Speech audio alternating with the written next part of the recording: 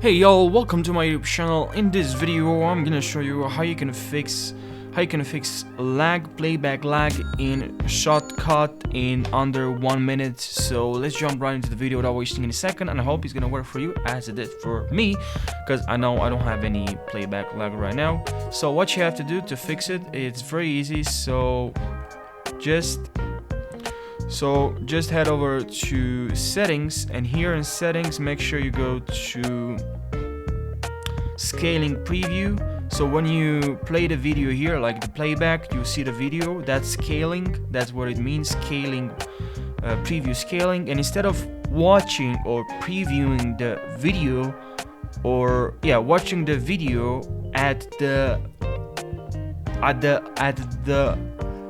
real or the regional resolution, you will watch the video at this resolution, or this, which one you choose here, and I'm gonna choose the worst one.